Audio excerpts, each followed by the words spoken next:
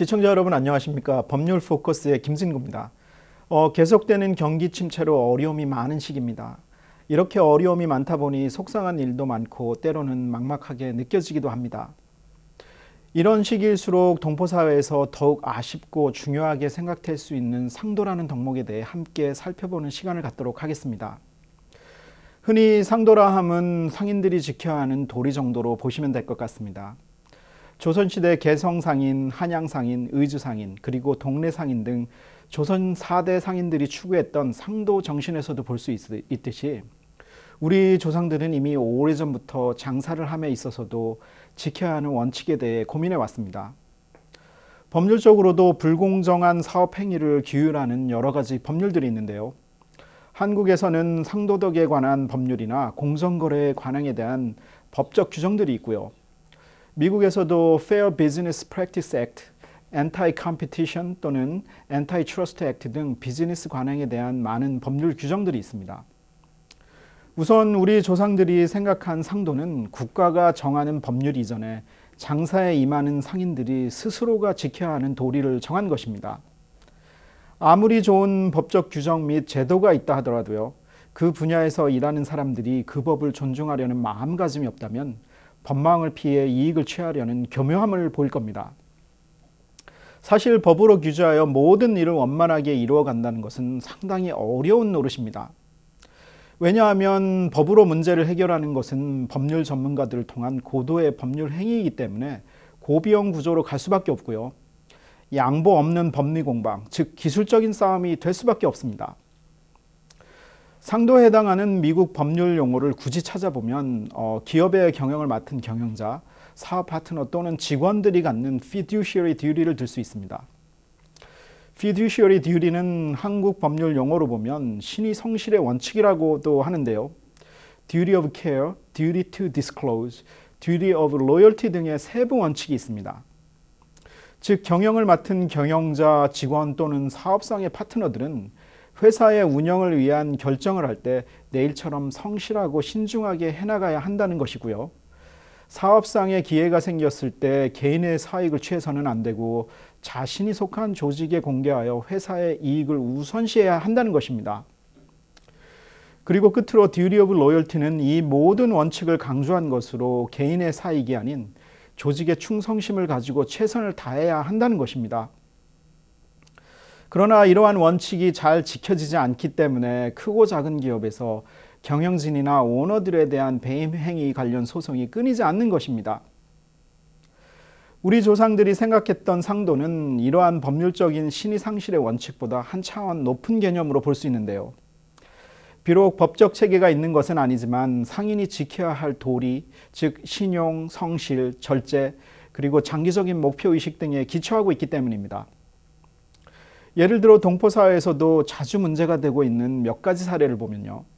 우선 사업체를 매매할 때 사업을 팔고 나가는 전주인은 사업의 가치가 되는 매상이나 수익 자료를 공정하게 공개해야 되고요. 이후 가까운 거리에서는 경쟁하지 않겠다는 등의 기본적인 약속을 했음에도 불구하고 잘 지키지 않는 경우입니다. 또한 내가 공들여 비즈니스 종목이나 브랜드를 개발하여 이제 겨우 성과를 거두려고 하는 장사가 좀 된다 싶으면 다른 사람이 비슷한 종목 또는 이름으로 끼어든다면 오랜 기간의 노력이 물거품이 되기도 합니다. 좀 더 심각한 경우로는 한 조직에 몸담았던 분들이 재직 시 얻은 업무상의 정보를 가지고 나가서 경쟁사에 들어가거나 경쟁 사업을 시작한다면 상당한 피해가 불가피해집니다. 이러한 예들은 동포사회에서 흔히 일어나는 일들인데요. 상식적인 수준에서 보나 법적으로 판단해도 바람직하지 않은 현상입니다.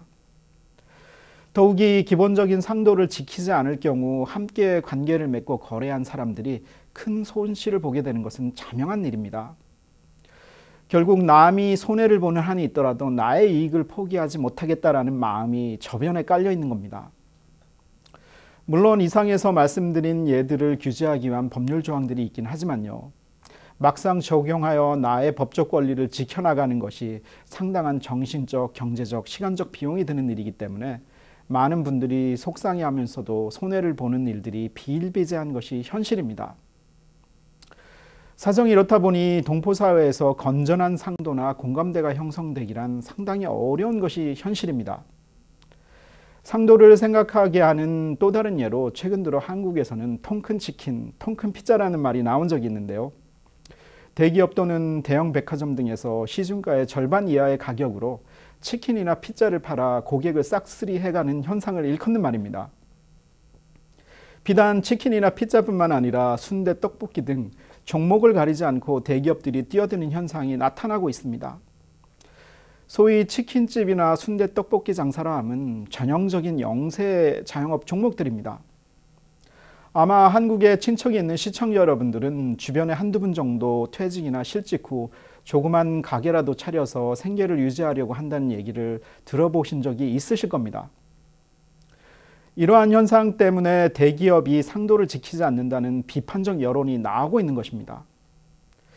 즉 적어도 대기업이라면 덩치에 맞는 상대를 골라 경쟁해야지 동네 골목 장사까지 넘보는 것은 너무한 것이 아니냐는 얘기일 겁니다. 비록 큰 경쟁 상대와 싸우는 것이 힘들다 하더라도 덩치에 맞는 경쟁 상대와 경쟁해야만 대기업 스스로도 경쟁력을 키워가는 데 도움이 되지 않을까 생각합니다. 반대로 동네 상권이나 중소기업들도 큰 대기업과 경쟁하다 보면 강해지지 않겠느냐라는 억지스러운 논리를 들이대기도 합니다. 건전한 상도에 관한 일화로 1944년 아직도 1차 치하였던 조선에 학산 김초로라는 사람이 일본에서 귀국하여 영등포에 경성전공이라는 조그만 회사를 설립합니다. 학산 김초로는 경북 칠곡 사람으로요. 일제강점기의 어려운 현실 속에서 가난의 굴레를 벗어나고자 17세의 어린 나이에 일본에 건너가 기계기술자가 되겠다는 꿈을 품었던 사람입니다. 이후 어려운 현실에도 뜻을 꺾지 않고 노력하여 기술력을 갖춘 기술자로 성장하게 됩니다. 해방 전이지만 그는 고국에서 당시 최첨단 제품이었던 자전거를 만들어 보겠다는 의지로 귀국하여 영등포에 경성전공을 설립, 당시 국내 산업 기반이 전무한 상황에서 자전거 부품을 제작하게 됩니다. 비록 기계 몇 대로 시작한 간의 수공업 수준이었지만 전란의 와중인 1952년 드디어 대한민국 최초의 국내 자전거를 생산하게 내게 됩니다. 지금이야 자전거가 최첨단 제품으로 여겨지지는 않겠지만 산업 기반이 전무했던 당시 한국의 현실에서는 실로 무에서 유를 창조한 놀라운 일이었습니다. 너무나도 열악한 6.25 전란의 와중에서도 드럼통을 잘라내 망치로 두들겨가며 자전거 바퀴를 만들어 생산해낸 최초의 국산 자전거를 삼천리호라고 이름 짓는데요. 이것이 바로 삼천리 자전거 주식회사의 효시를 이루게 됩니다. 이후 삼천리 자전거는 자전거를 넘어서서 자동차 제작에 도전하여 회사명을 기아산업으로 바꾸어 우리가 알고 있는 기아자동차로 성장하게 됩니다. 일제치하의 암울한 시기였음에도 불구하고 좌절하지 않고 끊임없이 도전한 경북 칠곡 시골의 한 젊은이의 꿈이 해방과 더불어 전란으로 인해 피폐하기만 했던 대한민국에서도 자동차 회사로 성장한 신화를 만든 것이 아닐까 생각합니다. 이처럼 어려운 상황 속에서도 상도를 지켜가며 불가능에 가까운 꿈에 도전하는 의지를 보여주었던 우리 기업인들에 비하면 그저 손쉬운 수익 창출을 위해 동네 상권까지도 넘보는 일에 마다치 않는 대기업들의 형태는 상당히 염치 없어 보입니다. 물론 수익을 추구하는 것이 기업의 생리이고 이익을 쫓아가는 것이 인간의 본성이지만 이러한 모습 속에 진정한 가치와 바람직한 상도의 모습은 찾아보기 어렵습니다. 또 다른 예로 1990년 국내 기술로 초음파 진단기기 시장에 도전한 메디슨이라는 회사가 있었습니다. 워낙 규모가 큰 다국적 대기업인 G, 필립스, 지멘스 등이 독점하고 있던 국내 첨단 의료기기 분야에 도전하여 모두가 불가능하다고 말했지만 1991년 국내 기술로 초음파 진단기기를 생산하고요. 1998년에는 세계 최초로 3차원 초음파 진단기기를 생산하여 절대로 불가능하다고 생각했던 글로벌 대기업의 국내 시장 독점을 극복해냅니다. 국내의 대기업이 기술 개발을 통해 세계적인 대기업과 경쟁하기는커녕 그저 기술 제휴 또는 국내 판권을 확보하여 시장을 장악하던 당시의 국내 첨단 의료기기 시장의 세태에 비추어 볼 때 사람들의 마음을 숙연하게 하는 것이었습니다. 어려운 일에 도전하지 않고 쉬운 사업에만 염치 없이 뛰어드는 대기업들의 행태를 부끄럽게 만들었던 사례가 아닐까 싶습니다. 동포사회도 많은 분들이 동포사회는 조건이 너무 열악하고 기반이 없음을 한탄하는 경우를 보게 됩니다. 더욱이 당장 먹고 살기도 바쁜데 무슨 상도씩이나 지켜가면서 장사를 하느냐라고 하는 경우도 보게 됩니다.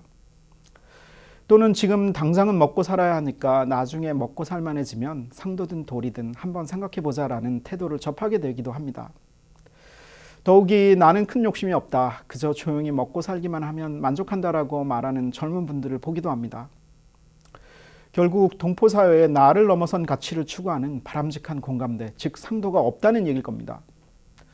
오늘 지키지 않은 상도가 먹고 살만해지면 생기는 것은 아닐 겁니다.